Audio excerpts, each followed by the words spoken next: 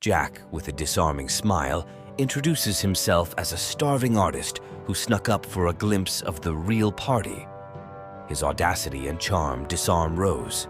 They strike up a conversation, a refreshing change from the stifling conversations with Cal, who speaks only of business deals and societal expectations.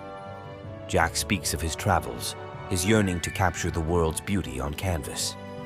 Rose, captivated by his passion and genuine spirit, begins to share her own dreams of a life filled with adventure and artistic expression.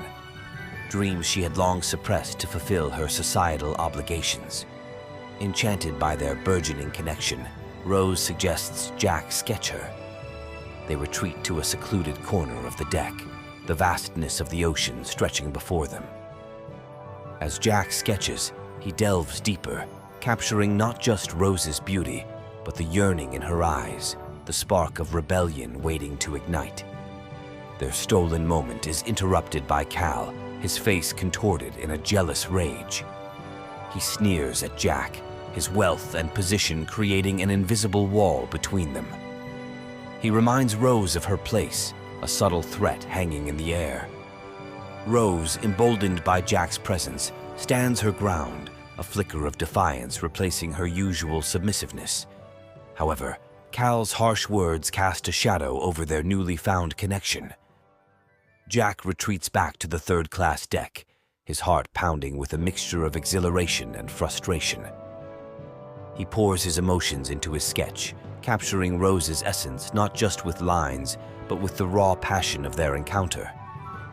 Meanwhile, Rose finds solace in her room, Jack's unfinished sketch a constant reminder of their connection. She looks at her reflection in the mirror, seeing not the perfect wife Cal desires, but a woman yearning for a life beyond societal constraints. A knock on the door breaks the silence. It's Jack, with a mischievous glint in his eye. He invites Rose to a secret party on the third-class deck. Rose, her heart pounding with excitement and a touch of fear, follows Jack down the labyrinthine corridors of the third-class deck. The air thrums with lively music and infectious laughter, a stark contrast to the formal stiffness of first class. As they enter the makeshift party space, Rose finds herself transported to a world she's never experienced. Immigrants from all over the world dance and sing, their joy radiating outward. Jack pulls Rose into the throng, teaching her a lively Irish jig. The inhibitions she's carried for so long melt away as she loses herself in the music, her laughter echoing in the room. The camaraderie and genuine happiness touch Rose deeply. Witnessing Jack's easy connection with everyone around him, she realizes the wealth he possesses isn't measured in dollars, but in the richness of his spirit. Later that night, Rose and Jack steal away to the bow of the ship. The vast ocean stretches before them, an endless expanse mirroring the newfound freedom in Rose's heart. As they lean against the railing, the wind whipping through their hair, Jack continues Rose's portrait. He captures not just her physical beauty, but the awakening within her.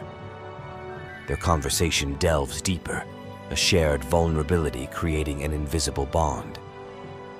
Jack shares his dreams of traveling the world, capturing its essence on canvas. Rose confesses her long-suppressed aspirations to be a painter herself, a dream sacrificed for societal expectations. As the night deepens, a spark ignites between them. Their eyes lock, a silent understanding passing between them. Jack leans in, and under the vast canvas of the night sky, they share their first kiss, a kiss filled with the promise of something new, something forbidden. The idyllic moment is shattered by the harsh reality of their social divide. Cal, ever watchful, discovers Rose missing from her room and storms onto the deck, his face contorted in anger.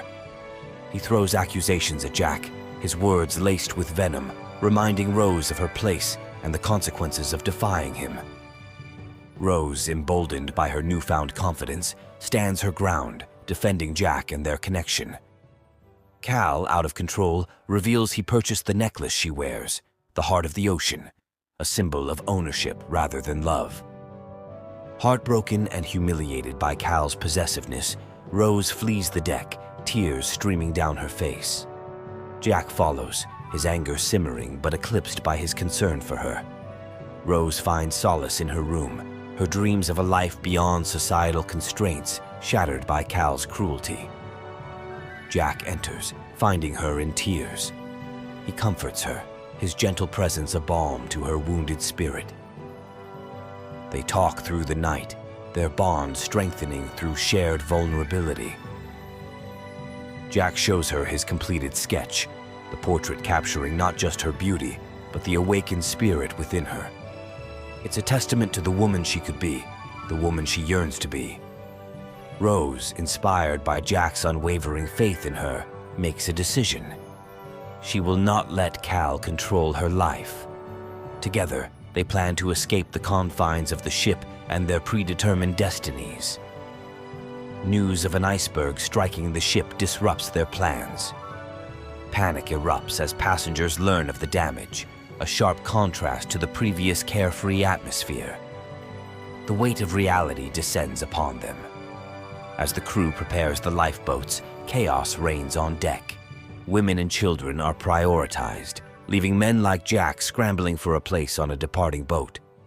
Cal, seizing this opportunity, uses his wealth and influence to secure a spot for himself on a lifeboat. Rose witnesses his cowardly act, a sense of betrayal hardening her resolve. She will not be trapped on a sinking ship with a man who doesn't love her. She will choose her own path, even if it means facing the unknown. Ignoring warnings from the crew, Rose and Jack navigate the increasingly crowded and chaotic decks. They witness the terrifying reality of the situation as the ship starts to tilt, sending tremors of fear through the passengers. Jack devises a plan. He knows a way to reach the upper decks where the lifeboats are being loaded, a risky shortcut through the boiler rooms. Despite her fear, Rose follows him, her trust in Jack unwavering. Their journey through the bowels of the ship is fraught with danger.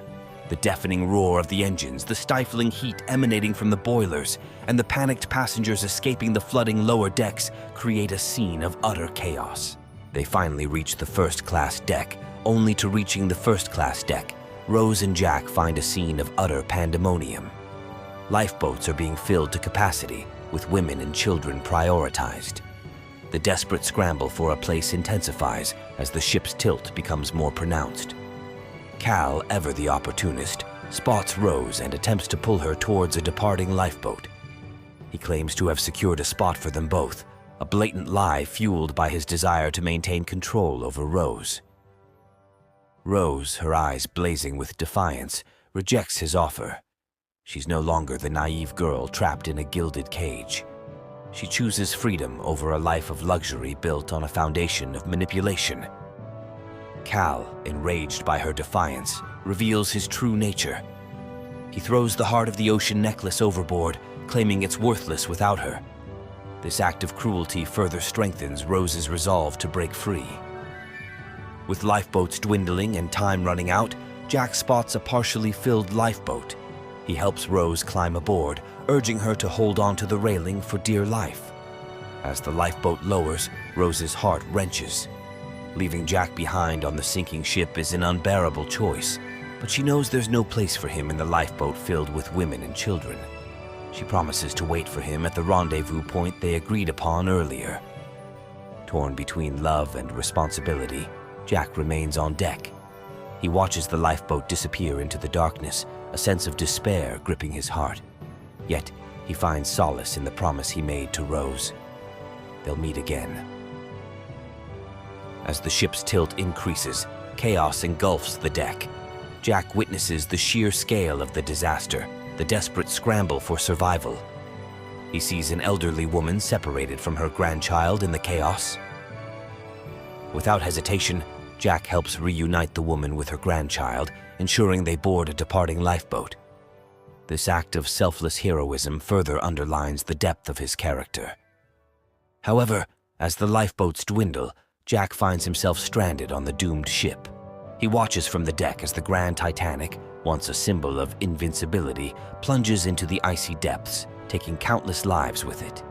Years later, An elderly Rose recounts her experience aboard the Titanic. She's on a research vessel searching for the wreck, her eyes filled with a lifetime of memories. We learn that Rose carried the memory of Jack throughout her life. She defied societal expectations, living a life of adventure and artistic expression, a life inspired by Jack.